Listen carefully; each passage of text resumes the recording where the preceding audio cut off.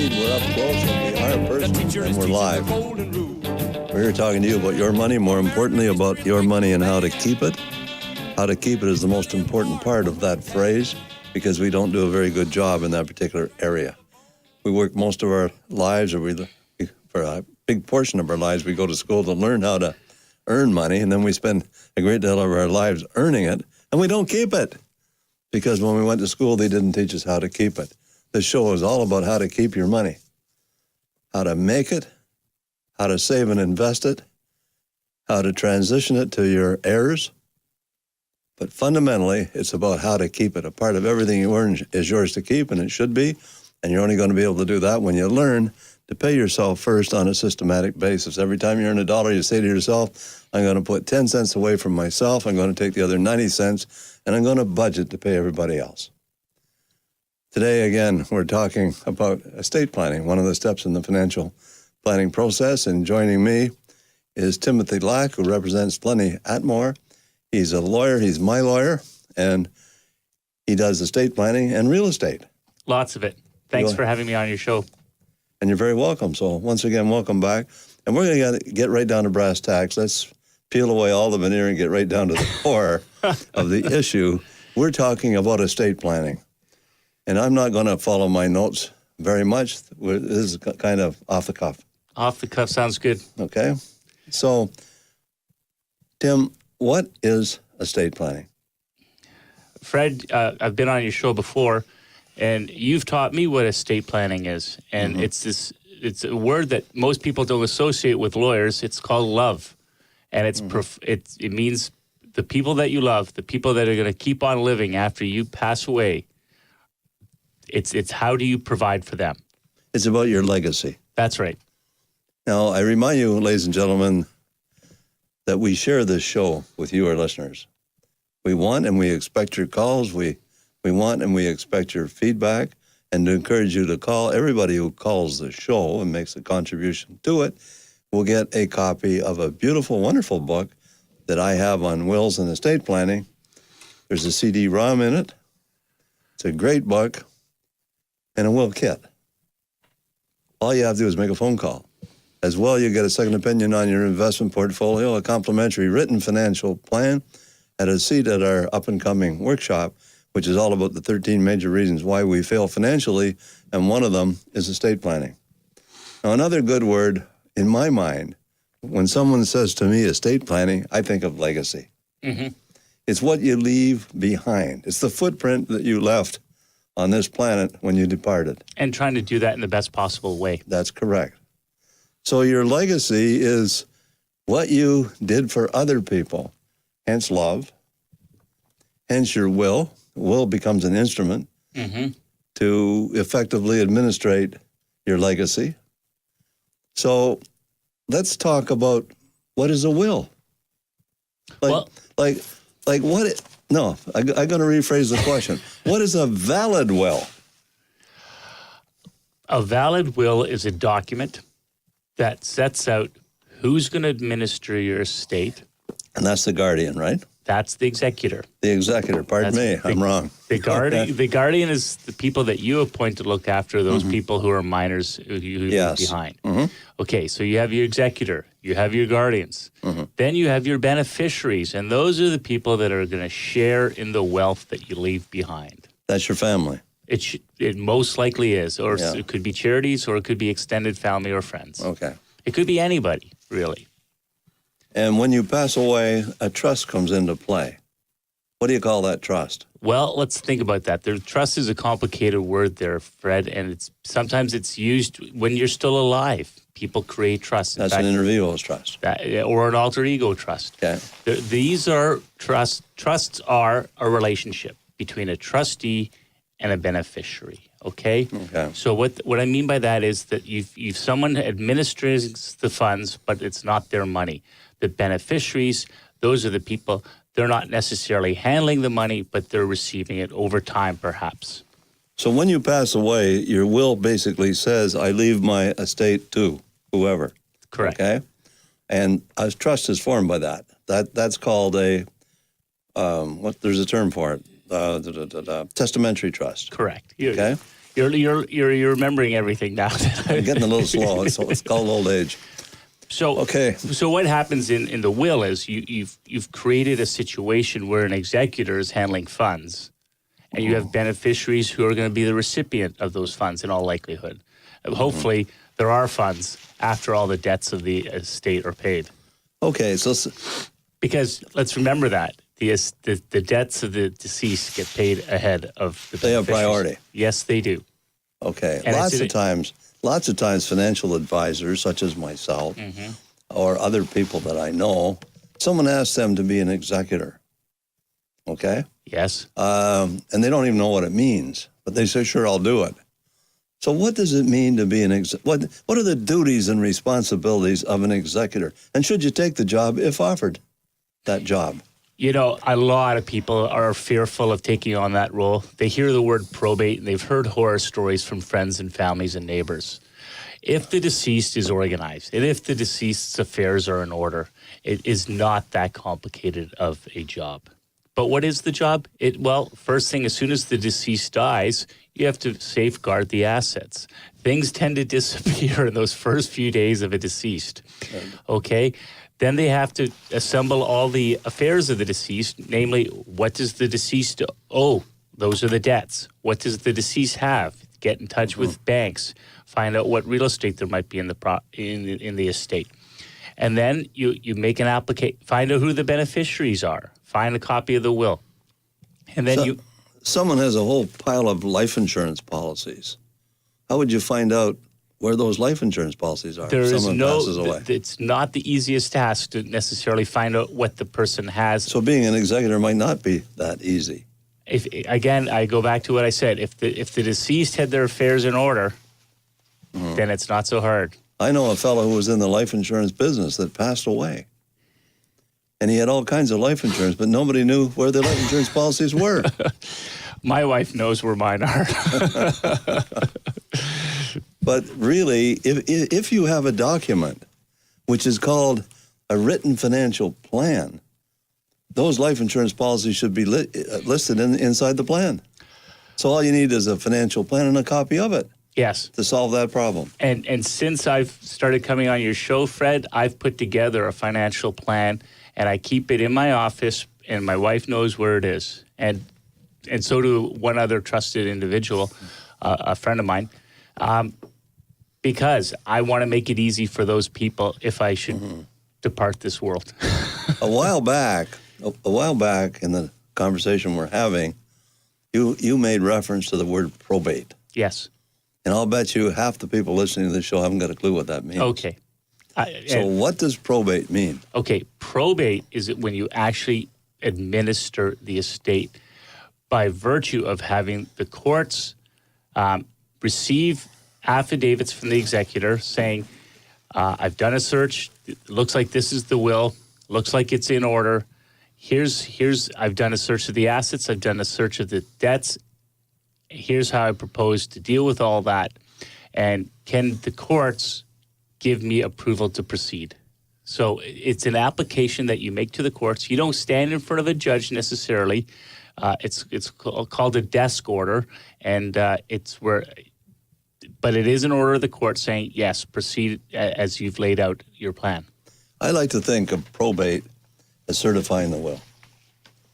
It's like certifying a check. Probate means the will has been certified to be a valid will. That's fair comment. Yes. If it's someone once said that if you can't explain it simply, you don't know it well enough. But certifying a will is like certifying a check. You know the check's not going to bounce. Yeah. Okay.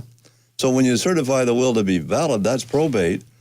And if it's not certifiable, you're said to have died intestate, just if you didn't have a will. Am I right when I say that? Let's not use jargon for all our listeners out there. Intestacy is when you die without a will, okay? Or perhaps your will is deemed invalid. Yeah. And then, of course, there was ads being run for, I think it was a wills kit or something of that nature, saying that if you die without a will, the government decides for you. And that sounded quite sinister, but there is a systematic way that your affairs are handled if you die without a will. Well, let's talk about that. Okay, so someone dies without a will. Okay. And there's a lot of money involved. Okay. So how are the assets distributed if someone dies without a will? Okay. It's a very open-ended question. Okay.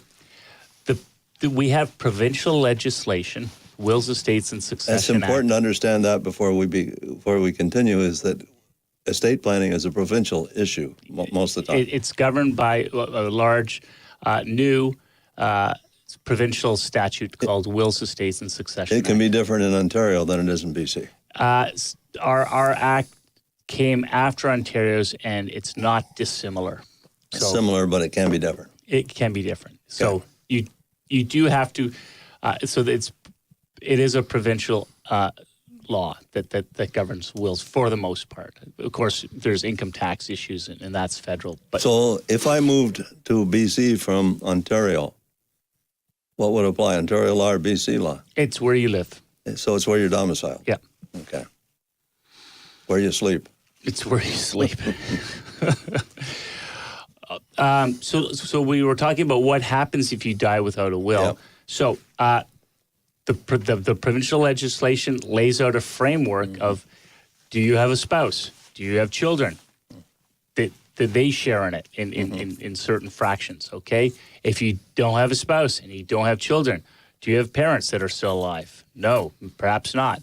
Do you have siblings that are still alive? Do you have nieces and nephews? And as you keep going further away from those direct relatives. There's a formula. Yeah, there is a formula. So it's not as sinister as people think that the government doesn't get it. You know, the people that you love, for the most part, get it. It's just you don't get to decide.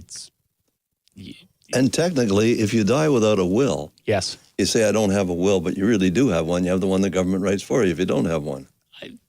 It boils down to that, doesn't it? Yeah, the framework is done by statute rather than by you sitting down and thinking about it while you're still alive.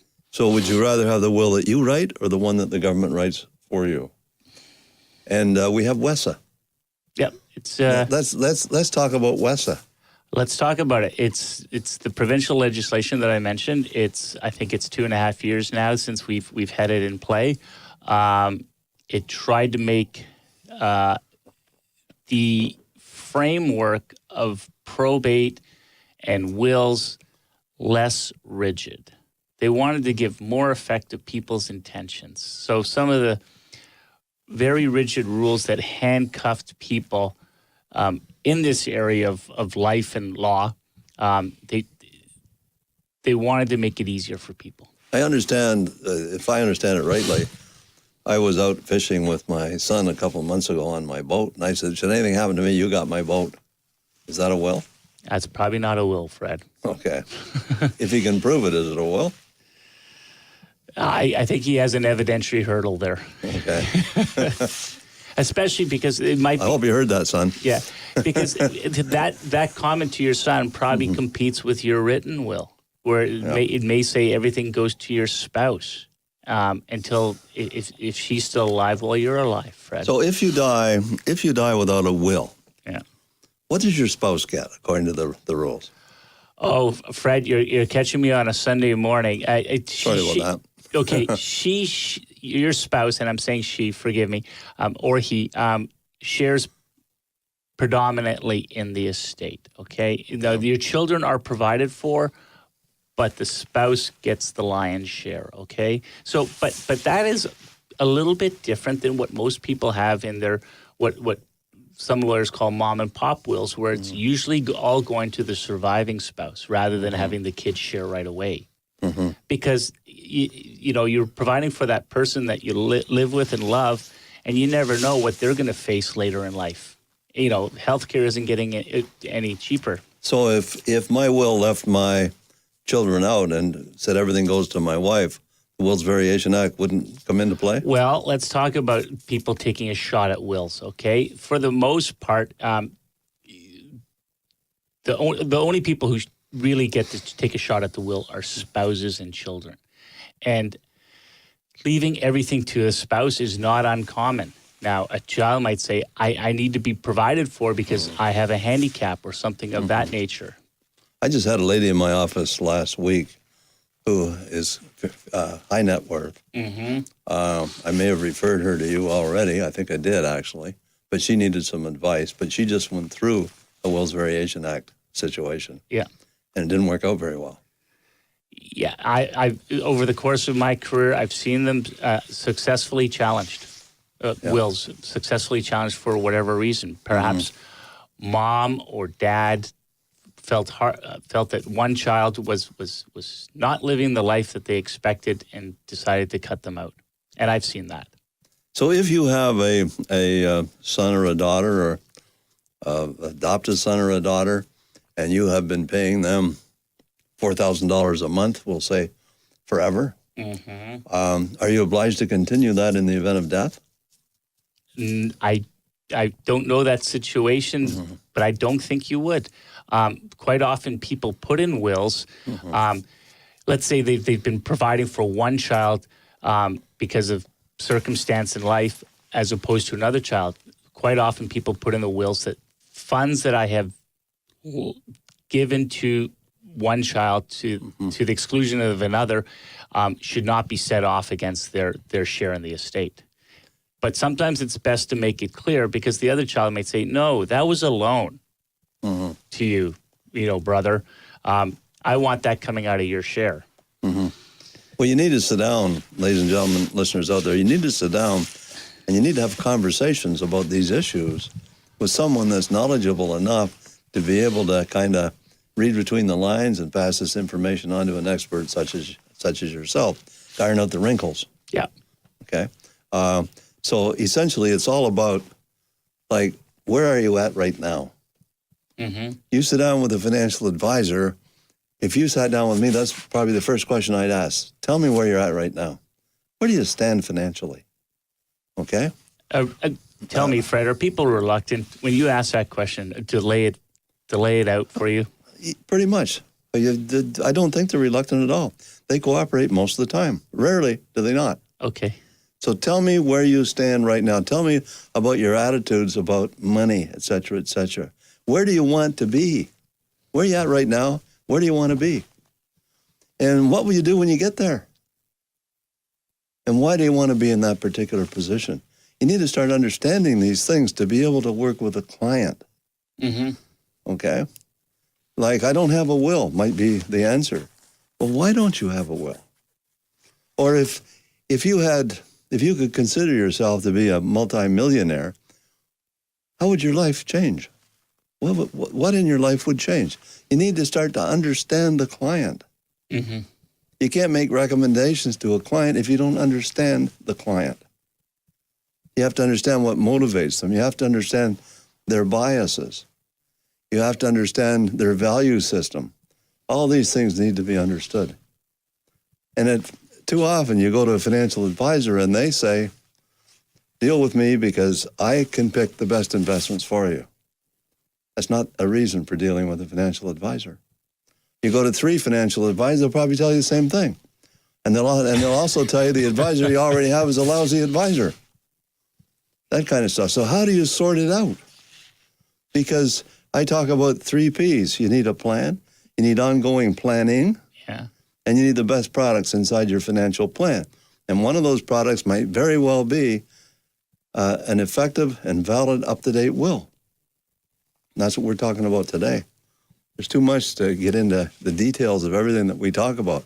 But the number to call is 604-280-0650. Long distance, 1-877-280-0650. You can log on, www.cal650.com. And for those who are shy or reluctant for any reason whatsoever to talk on the air, Frida's down at the office right now at area code 604-737-3512. Long distance, 1-800-661-1495. We're talking about estate planning with Timothy Lai, who represents Lenny Atmore. He's a specialist in estate planning and real estate. If you're doing something with a house and you need a lawyer to help you with the paperwork and all that kind of stuff, that's also what he does. It's certainly real estate is a large portion of people's value in their estate these days. I think the last time I talked to you, you told me in the previous 2 years you did like 7,000 real estate deals or something like that. No, that's in my career. Your whole career. Yeah. But you, I'm sure, would consider yourself an expert in that particular area. I do lecture on real estate issues to other lawyers, in fact. Okay, well, there you go. Yeah. Anyway, so once again, number to call, 604-280-0650. Long distance, 1-877-280-0650. Log on, www.CIL650.com. Frida down at the office, 604-737-3512. Long distance, 1-800-661-1495. You want to call us on the air and you can't remember all those numbers, just call Frida. Call her right now. She'll give you the number once again, 604-737-3512. We're talking about your money, more importantly about your money and how to keep it. And we're talking about how the transition of your wealth, your legacy, if you want to call it that, to your beneficiaries. Okay? Now, there are, under estate planning, under that topic, there are estate planning tools. One of them is your will. Yes. Maybe another one is your financial plan. That's your... I mean, we never said that before, but under that topic, the financial plan is really a tool. I agree with you. It puts everything together. It puts everything on a piece of paper in one spot. It's a blueprint that takes you from where you are right now to where you want to go financially. But there are other tools under financial plan. One of them is enduring powers of attorney. Correct. As an example. So let's talk about powers of attorney. Why would anybody need one? I use them, well, I'm sorry, they're in my office regularly being used by people. Certainly in Vancouver, where so many people have family members who are international and out of the country a lot, pursuing opportunities for business or pleasure outside of the country, but need their affairs handled here in British Columbia or Vancouver. And a good power of attorney will allow the attorney to use that document to look after whether it's maybe a property transaction or maybe a financial transaction. If I am not of sound mind, if I'm suffering from dementia, can I write a will? You should not be writing a will at that stage. You should have done it sooner. But that's where the power of attorneys often come in. The provisions of a good power of attorney provide that in the event of mental incapacity, that attorney gets to use that document to look after your affairs. And I should point out that the attorney is the person who's given the task of handling the person's affairs. Even though I'm not an attorney, I could be called an attorney if I held a power of attorney. That's right. We don't use the word attorney really for lawyers in British Columbia. We use it for persons that have been charged with the task of looking after someone's affairs. And they always have to do that. What's the word there? Good faith, okay? So you always have to look after the best interests of the donor, and that's the person giving the power of attorney, okay? So they cannot move assets to themselves unless the actual document provides as such. So if I hold a power of attorney given to me by someone else, I can make decisions on their behalf, even if they're not mentally incompetent, providing they agree. But if they're mentally incompetent, I can do it anyway. Is that correct? The document should provide that in the event of mental incapacity, this continues, okay? So is it fair to say that so far everybody should have a valid will? A valid will, I emphasize the word valid, and they should have an enduring power of attorney. Yep. And if I sent someone to you to get a valid will, you would, I'm sure, recommend an enduring power of attorney as well, even though they didn't ask for it. That's right. And then there's a third document that often comes up at the same time. Representation agreement. That's right. Okay, so now what's the difference between an enduring power of attorney and a representation agreement? Because some people get them mixed up. They use the terms interchangeably. Okay, enduring power of attorneys for the most part are being used by people for financial affairs or perhaps to deal with real property. When I say real property, I'm talking about real estate. A representation agreement provides for making those hard life and health decisions. Pull the plug. Well, to be blunt. I don't like I know. I understand. But the bottom line is somebody's got to do this. Like I often use the example, a number of years ago, I had an aunt that passed away, mm-hmm. and there was no will. Mm-hmm. And her daughter phoned me and said, she's gone, and we don't know what to do with the body. Do we bury her? Do we cremate her? Like what? She didn't leave any instructions.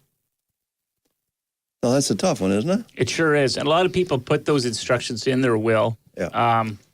They should be in there. They should. The only concern I have is that people don't pull the will out until after the decision already has to be made. Well, the discussion regarding that will should be had with the beneficiary, should it not, prior to death. And the executors. And the, sure. Or executor. And there's got to be communication. Yeah. And the wishes with respect to how you dispose of the body should probably be had outside of the will as well. I had to make the decision. I made the decision. I said, cremate her. What do you do? I don't know. She couldn't make the decision. Well, it's good on you to take that task. Hopefully. I have no idea what to do. And that's why I say it's about love. If you love your descendants, you don't leave this pass this burden onto them. You don't do that. And people do delay this task of dealing with it. Well, it's a nasty task, so it's easy to put off. Okay? People think they're going to live forever. Never going to die. I have Maria on the line. Maria, welcome to the program, Maria. Thank you. Good morning. Hi, Maria. Hi. Wills really has me. My volume, I need to turn it up somehow, and I don't know. Just a sec. I can barely hear you. Anyway. Can you hear me now? I'm sure my audience can hear you. We're just getting the volume turned up here. Are you there now? Yes, I'm here. I can hear you now. Okay, that's good. Okay. Well, by the time I die, I can write a book on all the information you're giving over this show. Anyways. You've had some experiences in this area. In what, dying? No, not dying, no. Anyways, my question this morning is, I hope that it doesn't happen often, but I do happen to know a family where there's favoritism, where one child is favored, and so in the will, although I have not read it, the child will get so much more than the other children. Is this common? Is this something that happens to a lot of families? Because I believe it causes nothing but heartache and problems and hatred when a parent decides that, well, I like Joe more than Tony, so I am going to give Joe an extra $400,000 when the time comes. Does this happen? Is it real? It does happen, Maria. I see it both ways. I see people who are trying to make it as even as they possibly can. And then at the same time, Maria, I do see people who are trying to provide for one child. I totally understand if an adult child is unable to do everything like the other children, for example, in a wheelchair and cannot get out to work or stuff like that. But I'm talking about where all the children in the party are healthy, working, and providing. So shouldn't the parent... And you know, Maria, and correct me if I'm wrong, Tim, but in British Columbia, we have what is known as the Wills Variation Act. And the Wills Variation Act says that if you have 5 children, you have to share the estate equally amongst the 5 children. You can't disinherit any one of them, right or wrong? I'm going to qualify what Fred just said. That act has now been rolled into WESA, and what we have now is a system that you can take a child or a spouse can challenge the way someone has set up their will, okay? Because the courts have said, a parent has a moral obligation to their children. And if you do want to exclude somebody, there should be compelling reasons why that is being done. And whether it's inside the will or in a separate document, the person preparing the will would be well advised to sit down on maybe more than one occasion and get those instructions and those directions from the person making the will as to why they're doing this disparity among the children's share. Okay?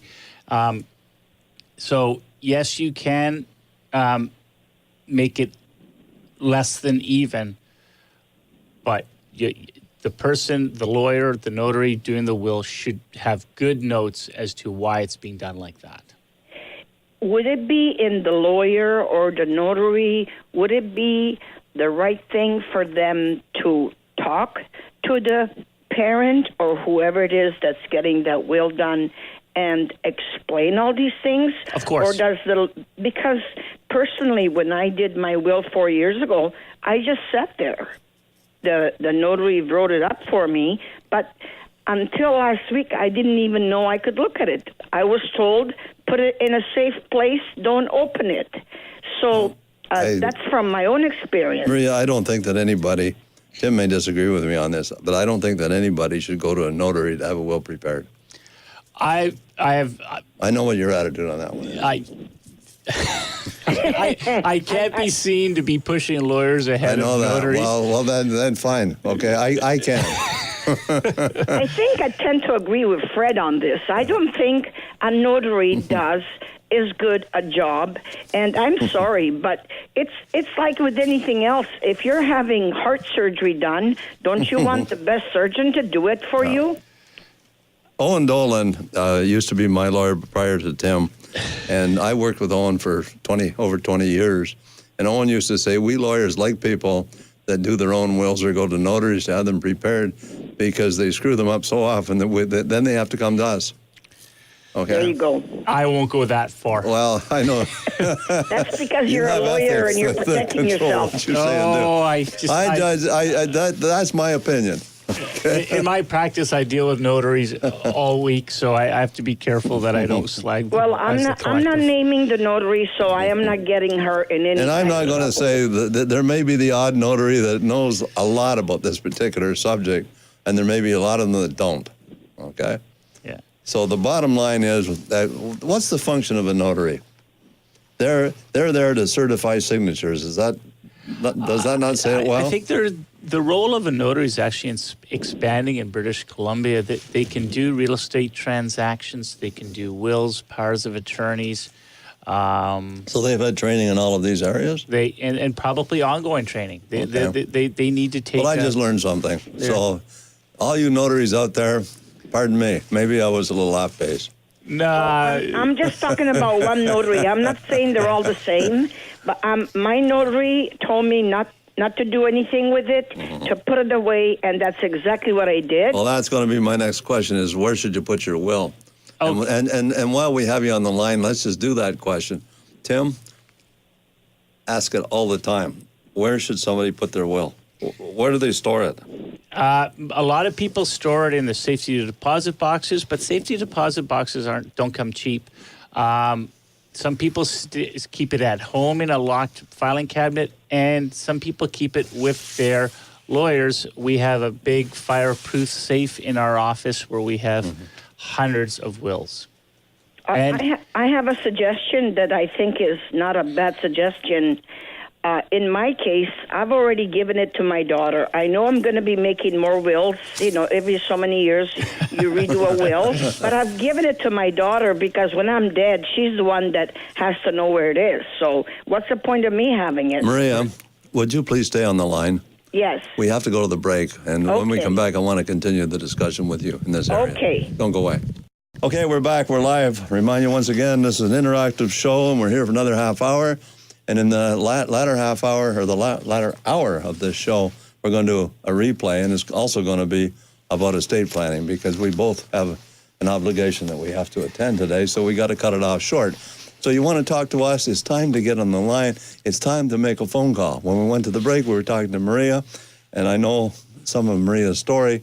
She was through a nightmare regarding wills at one particular time. We're not going to dig into that, but her questions are very pertinent.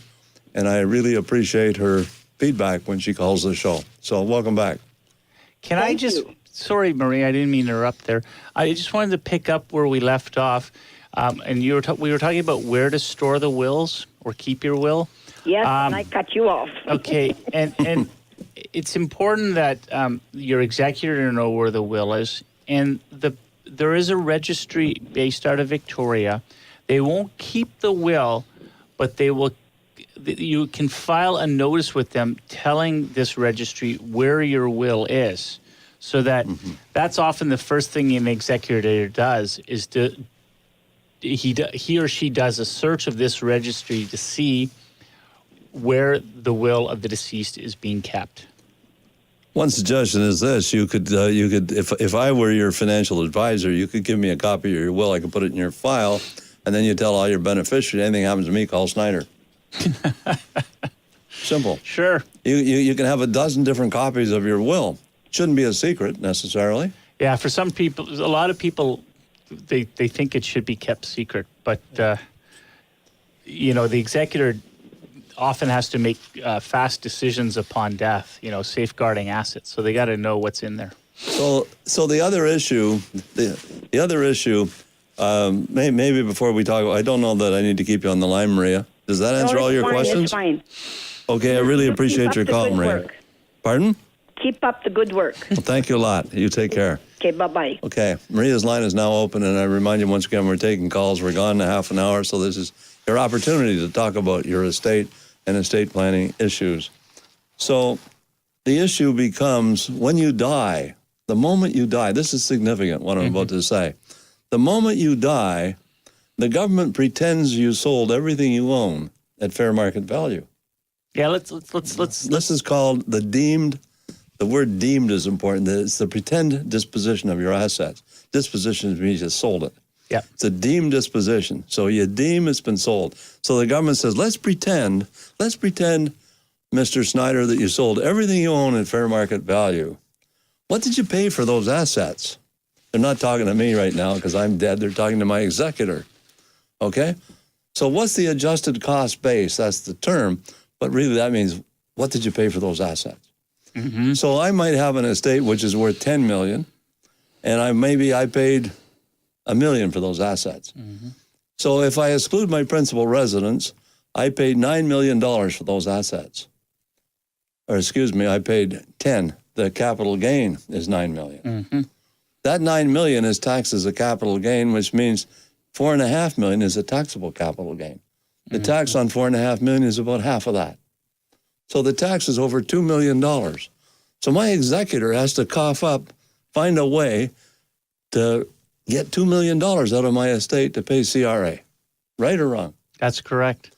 And that's where in the world does the money come from, ladies and gentlemen? It's a big burden. And you know that I've had Anthony Windier, who's an expert with us on life insurance and so on. Probably the simplest and least expensive way to deal with this issue is life insurance, because the proceeds of a life insurance policy are income tax-free. So you can have a death benefit of $2 million from a life insurance policy, go to your estate to pay the tax. That's one way. There's estate freezes and all kinds of other things that you can do, but the least expensive and simplest way is life insurance. And this is an event which is going to affect every single person that's listening to this show, unless we're going to live forever and never going to die. Because the moment you die, you're hit with a deemed disposition. So the clock is running, and that's what we call a future unfunded liability. So when you do your balance sheet and you look at your assets and your liabilities, maybe on the liability side you should list future income tax on death, because it is a liability. And the question becomes, where will the money come from? Now, I could get into Section 85 rollovers and all kinds of fancy things. Don't want to go there. That would be a whole radio show. That'd be a whole week. Okay. But the bottom line is, insurance is another tool for your estate. Yes, it is. And when you buy a life insurance policy, you should call an independent broker or advisor, and you should shop the market, because the cost of that life insurance policy can vary immensely from company to company. And there's software out there. One of them is called CompuLife as an example, where you can do a search and search all the insurance companies. You can say, well, I need $1 million of life insurance. I'm 65 years of age. I want it to be universal life. What will it cost? And you can get a list of the companies that will provide that policy and what it will cost. And so you shop the market is what we're talking about. And again, the difference between the most expensive and the least expensive can be huge. And it can positively or adversely affect your cash flow. So these are important issues. We had a situation not very long ago where we had a fellow who had a whole pile of retained earnings inside his corporation. And I'm sure there's lots of people listening to the show right now that are in the same position. And he said, I want to find a way to get the retained earnings out of my company and not pay tax on it. Well, we provided him with a life insurance policy that owned by the company, that the company overpays the life insurance policy with the retained earnings. The company is the beneficiary. He passes away. The company gets the death benefit plus the retained earnings, income tax-free. Goes into the capital dividend account, and that solved his problem. He doesn't have the money in his pocket because he's dead, but his family does. Income tax-free. So these are all financial planning issues which need to be addressed, and you need to talk to a financial advisor like myself, because I'm a financial generalist. I'm like the GP when you go to the doctor, and Timothy Lack here is the specialist. And he specializes in estate planning and wills. That's not my area. I'm not trying to even horn in on that area. I'm just saying I can recognize the need when it comes up, and I can say, oh, you have to talk to Tim Lack. Or you have to talk to an accountant. Or whatever that specialist does, that's the kind of person you need to talk to.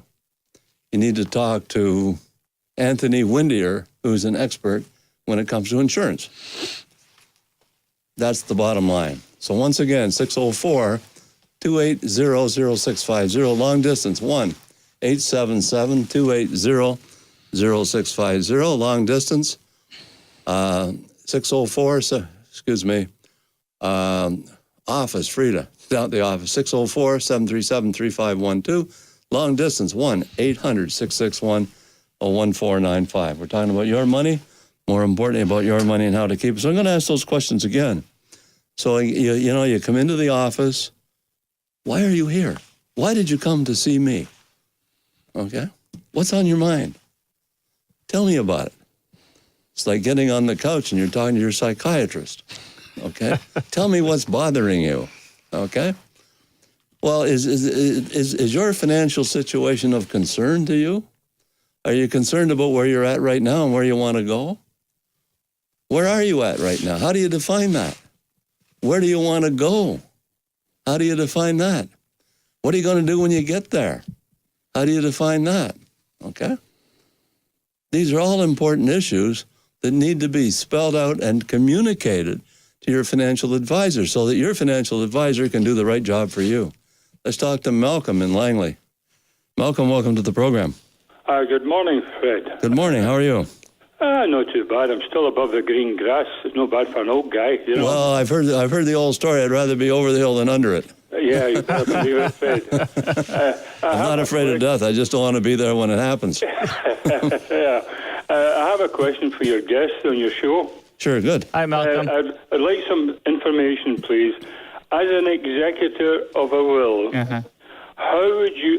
what is the process for prioritizing, say, a legacy that's been left to whoever?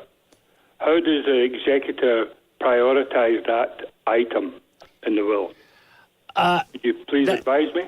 Malcolm, that's a tough one for me to answer because when you use the word legacy, I don't know how that was created, what instrument was used to create that legacy. It might be in the form of a trust that was created during the deceased's lifetime and with the intention that that trust continues notwithstanding death. So I'm sorry, Malcolm, absent more information about what you mean by the legacy arrangement, I don't know how an executor would prioritize that. Okay, that's fine. I'll tell you what, one of the things you can do is log on to my webpage at Scotia McLeod. Log on there, and there's a whole section on the duties of an executor. Okay. So I just type into Google Fred Snyder, and you'll find the webpage. Well, thank you very much for your time and patience. It's very much appreciated. No, none at all. Okay. Help me thanks get for that the call. guidance. Can't tell you how much I appreciate the call, Malcolm. You take care. Enjoy the rest of the weekend. Right, bye-bye. Bye-bye. Okay, again, if you just tuned in, I'm certified financial planner Fred Snyder, also registered financial planner. I'm with Scotia Wealth Management. I'm here with Timothy Lack, who is a lawyer with Lenny Atmar, and he specializes in real estate and estate planning. Today we're talking about estate planning, and we're talking about why that is important to you. I got an email question. Can I see the email question, please? Put it up. So somebody just sent me an email, and I don't want to log out of my header screen or my cover screen that I have on my computer right now, so I'll get that question.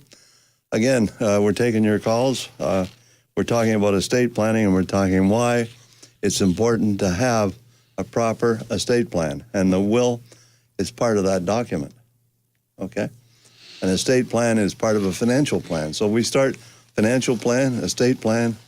Under estate plan is will. So you have a section inside your financial plan, it's section 9, and that's about your legacy. And in that, under that tab, you have these issues that we're now talking about, okay?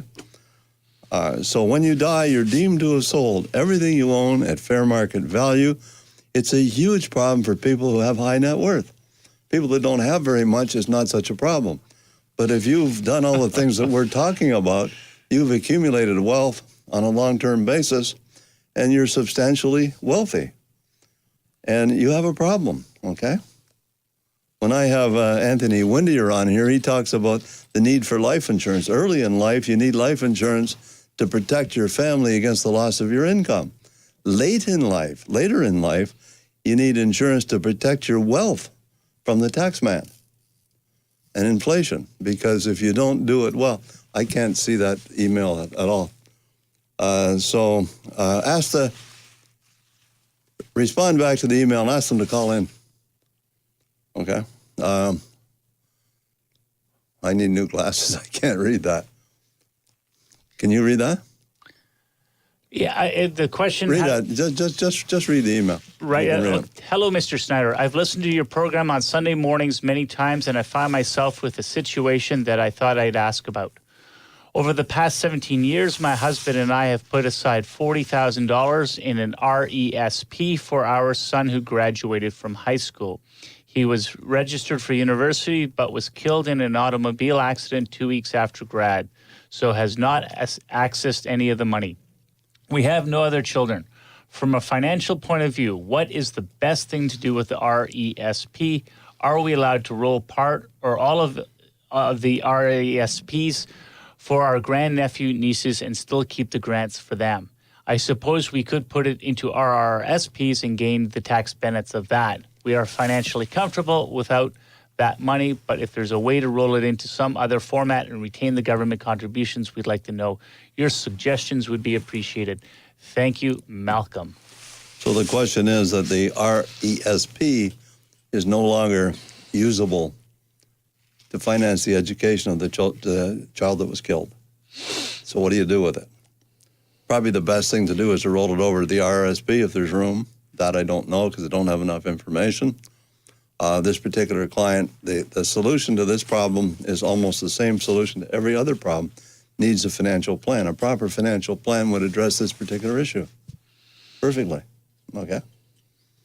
So you really have to sit down and, before I would give advice as to what that person should do, I need to understand their whole financial situation better.